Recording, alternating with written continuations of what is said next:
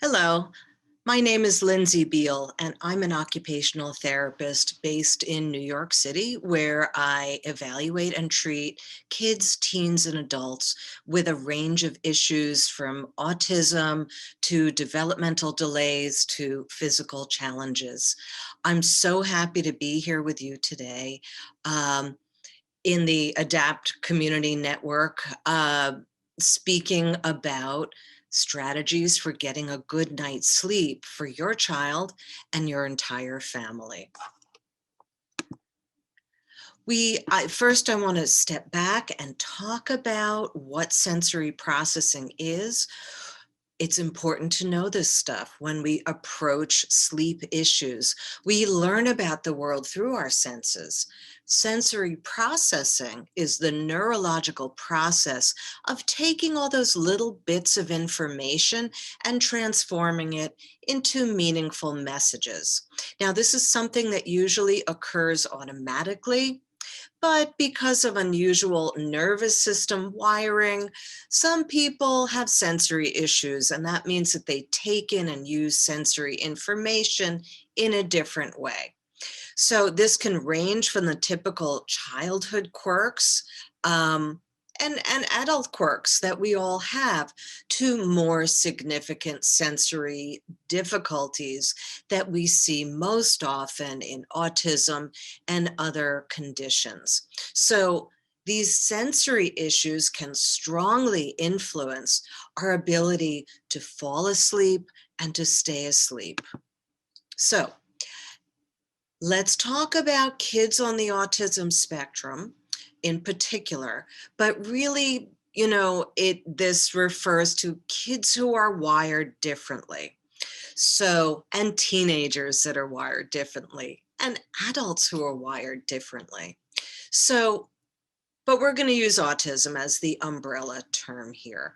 Not all kids with sensory issues are on the autism spectrum. Of course, we know this, but virtually all kids, all people on the autism spectrum have some degree of sensory challenges. Anyone who is what we call neurodivergent, not neurotypical, will tend to have sensory challenges. So we do know that kids with autism and other conditions tend to also have problems transitioning from one activity to another activity. And of course, sleep is a huge transition. Now, we also know with kids that kids with autism have a significantly higher incidence of seizure activity. And this means that, the brainwave function is different. Now, differences in melatonin production, and melatonin is the hormone that is naturally secreted in the body that helps to regulate sleep and wake cycles. This can really be disrupted in people who are on the autism spectrum, and really interfere with sleep and cause as well serious sensory issues. So we know that nervous system arousal for those people who are, just in a high arousal state throughout the day, whether it's anxiety, whether it is just dealing with various sensory issues and processing issues throughout the day, they tend to be in this high arousal state. And nervous system overarousal interferes with the brainwave shift from high beta, which is the high stimulation typical of the hypersensitive person, to the delta brainwave state, and that is the state of deep sleep. Let's talk about some particular sensory issues that can interfere with sleep. Let's think about tactile issues, right? Our sense of touch. There are tactile issues from pajamas and bedding and the temperature of the room, vibration coming from an air conditioner or a radiator, or even traffic going outside can cause tactile issues for a sensitive person that will interfere with sleep. Auditory issues can also strongly interfere with sleep, from household noise, the TV's on in another part of the house, mom and dad are talking in another room. Maybe a brother or a sister is snoring in the next bed or even down the hall, but the really sensitive child can hear that snoring. It can really interfere with their ability to self-regulate and go to sleep. The noise of banging radiators or air conditioners, again, the traffic, even the buzzing sound of an electrical uh, a plug-in lamp, something like that, an appliance or refrigerator may make a loud buzz that really bothers a sensitive person. Visual issues can get in the way, feeling lost in the dark, or having a dimly lit room, using a nightlight. When there's a dimly lit room, it may distort objects in the environment. So a chair can look, not like a chair, but something really scary. If there's a fair amount of light in the room, the person may become over aroused by the light. If they're using a screen, the blue light from the screens or artificial lighting can interfere with sleep-wake rhythms, which are called circadian rhythms. There are taste and smell issues, the smell of detergent on the bedding, pajamas, body odor, your own body odor, or the body odor of a sibling, smells coming in from the kitchen. The aftertaste of toothpaste can be really distressing for a very sensitive person and interfere with sleep. Interoception issues, that's a sense of body awareness. The person may be hyper aware, like extra aware of their body functions, like the sound of their own breathing or their heart beating, or thirst or hunger. They may need to get up and use the bathroom frequently if they're very sensitive to sensations in their bladder.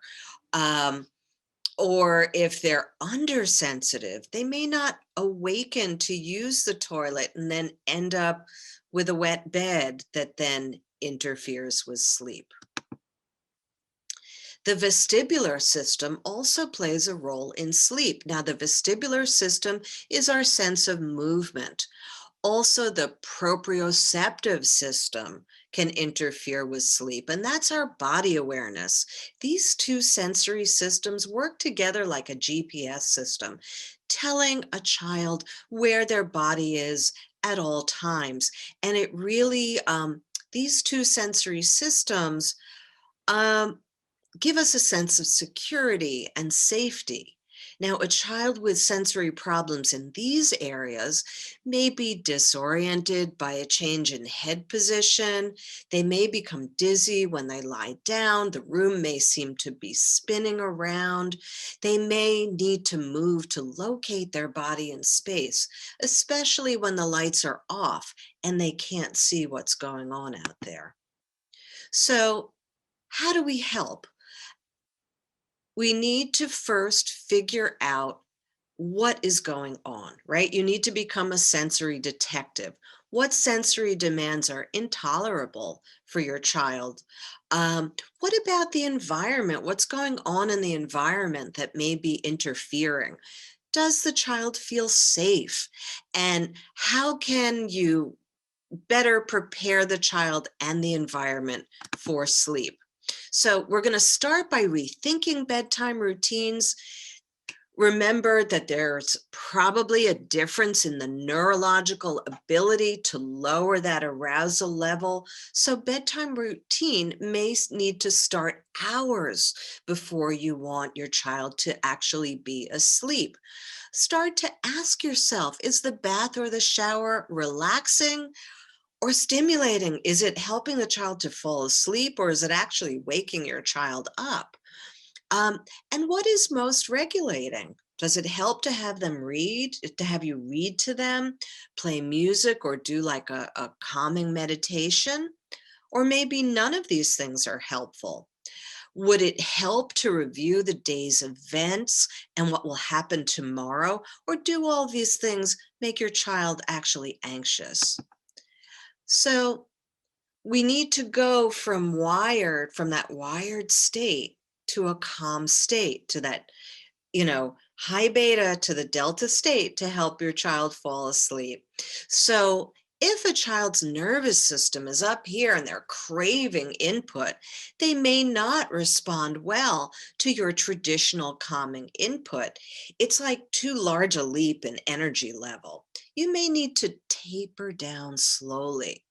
So, if your child is in that high arousal level and they're sensory seeking and they're running around, you want to go ahead a couple of hours before bedtime and give really intense movement and body awareness input.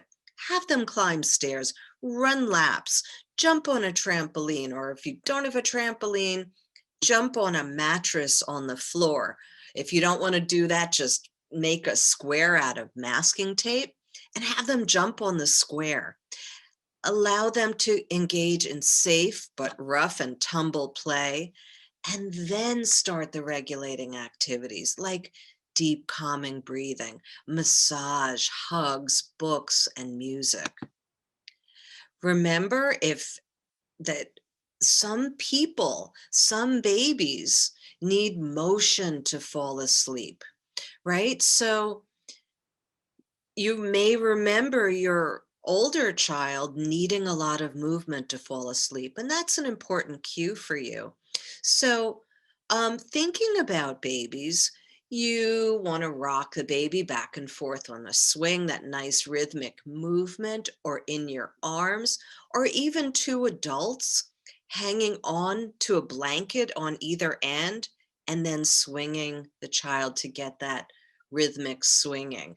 Taking a stroller ride may be calming for a young child, or taking a car ride if you have access to a car.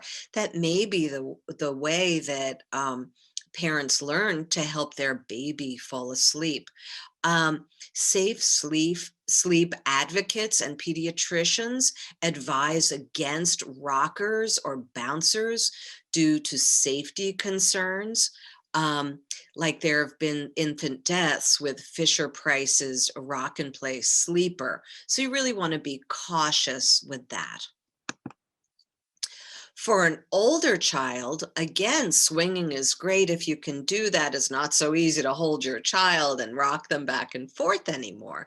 But if you have access to swings, that would be great. Some people install swings at home right in the door frame, something like the rainy day swing. They're available online. But even just bouncing, sitting on a large therapy ball and bouncing can be really organizing for a child. Pushing heavy things, pulling things, crashing, jumping from a couch into a pile of pillows, throwing things, all of these things can really help a child to get that good vestibular proprioceptive input that will help them to then lower their arousal level. Now, some things that are really easy to do at home are climbing stairs if you have access to stairs, pulling wet laundry out of a machine. Go to gonoodle.com. There's lots of activities that you can Engage your child in that way. Again, bouncing on a therapy ball, creating that crash pad, doing some obstacle courses, even wheelbarrow walking in a plank position. And that means with a tabletop, not with their back curve, because that's not great for them. You want to hold onto their ankles and bend your knees and have them walk along. And that's a really great way to get kids in their bodies and feeling good. Think about the tactile issues and the clothing, the bed, the sleepwear, and keep in mind that, while some kids do need really loose and soft pajamas or nightgowns, some kids with sensory issues do better with like a snug fitting top and leggings. And I know we may think, well, we don't put our kids to bed in leggings and a shirt, but for some kids, you need to start to experiment. If you know your child is tactile touch sensitive, you want to start experimenting.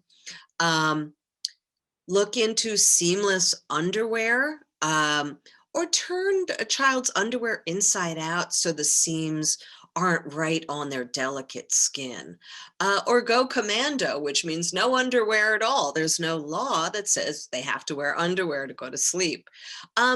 Take a look at your sheets and think about if your child would be more comfortable in all cotton sheets or flannel sheets or mix, different blend, because kids have different preferences. And while flannel sheets can be very warm and cozy, sometimes they pill up. There are those little pills that can really, that happen with the fabric that can really bother kids' delicate, sensitive skin.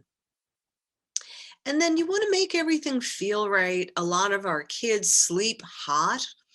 Um, and they just really get super hot, and it may help to use a cooling pillow or a gel cooling pad or a bamboo pillow. You can find all this stuff online. Other kids need a lot. They want a lot of blankets. They need a lot of warmth to fall asleep, and you really want to play around with this stuff and experiment.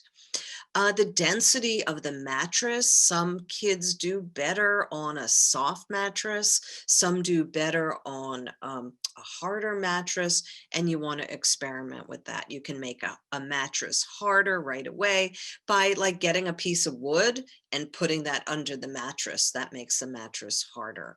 You can also add what's called a pillow top to an existing mattress. It sort of softens up the top. You might try adding a vibrating toy to the bed if your child really responds so nicely to vibrating things like a vibrating toothbrush. Maybe just getting a vibrating toy and attaching it to the bed so the whole bed vibrates a little bit can be very soothing for a child. Um, it may help you quite a bit to push the bed against a wall or even move the mattress onto the floor so that the child feels more secure. We do have, crib bars, and then when kids are older into a toddler bed, there's bed rails, but it's still, it may be really helpful. The child just may feel safer being down on the floor. So weighted blankets are something to consider. They were initially created for the special needs population, but now they're in mainstream use to reduce anxiety and promote sleep. Um, Now you can walk into a store or go online and buy a weighted blanket. It's not always a great idea, depends on the person. Um, the person needs to be able to remove it independently. And remember, these are heavy blankets. They can't just lift it up and throw it off. They're heavy. So they need to be able to peel the blanket aside. Um, the weight should never be more than like 10% of the body weight plus 1 to 2 pounds. I don't use them with little kids. I certainly don't use them for kids under age 3 or for kids who chew on things, who mouth a lot of things, because they'll be chewing, chewing, chewing on that blanket, and there are pellets inside. Usually glass beads, or the old ones had metal pellets. Um, there are also plastic beads. You don't want your child of any age eating any of those or sucking on them. So you can use a weighted blanket for a short period if you are there watching. And that does not mean you're lying down in the bed with your child, because what happens, you lie down in the bed with your child and you fall asleep and your child is awake. We've all been there. Um, so it's direct visual standing supervision. You're never going to cover the person's head with a weighted blanket or use it as a restraint. Um, and you're never going to use it if there are any kind of breathing issues or skin issues or anything like that. Check with a pediatrician. If you're uncertain, ask an occupational therapist as well. Okay. Oral comforts can be very helpful for a child in terms of falling asleep. Using a vibrating toothbrush can be very calming. For inside the mouth. Vibrating teethers can be helpful. Jigglers, like that cute little unicorn and froggy, those are great. Those are only for over age 3 with supervision. They can be unscrewed and there's a battery inside, and we don't want kids getting anywhere near that. I do like oral comfort chews, but you want to avoid the silicone beads that are around, because kids can chew on those and they can break apart and they can swallow them, and that's not good. You can try food grade silicone tubing to chew on for older kids who are still using a pacifier and are starting to be maybe a little self-conscious about that, because they know that's associated with babies, and we do want to get kids away from the pacifier to help with the oral motor development and so on. But we know our kids with sensory issues tend to use pacifiers a little bit longer than other kids, because it's a way they found that they can self-regulate and self-soothe. So also, you want to, if a child is taking a bottle into bed still, you want to have water in that bottle, never juice or milk. And you may be doing that now, and you want to slowly, start putting water in with the juice or milk, and have your child using water at night, because you don't want them bathing their teeth in the sugars that are in juice or milk all night long. So night lights, you may be asking, do I need a night light for my child, or is darkness better? In general, you want to lower the lights as the evening progresses if you have a dimmer switch uh, on your light fixtures, or just start turning off some lights. Try to get the overall lighting in your house reduced as the day goes on. The way the sun goes down, it gets darker outside. Um, I really like dimmable amber lights. They're available online, and they can be bright, they can be super dim, like in the picture. Those can really help. Blackout shades can be very helpful for some sensitive sleepers, and they're expensive if you go to the store and buy blackout shades. You want to make sure that they're really worth it for your child. There are happily these portable blackout shades you can find online. They attach to the window with suction cups. And the great thing about them is, if you're going to grandma's house to sleep, you can pack up your blackout shades and bring them along and attach them to any window. So that's a good thing for your child. For the sound sensitive child, you could consider playing gentle music over speakers, or use a noise machine. There are lots of CDs and apps that have good soothing nighttime sounds. There are also cute toys around that play soothing sounds that can help some kids fall asleep. In terms of smell, you want to make sure that you empty the garbage before bed, even if your kitchen is far away from your child's bedroom. In general, you want to avoid scented detergent as well as laundry softener, because the laundry softener does leave a smell on clothing and bedding.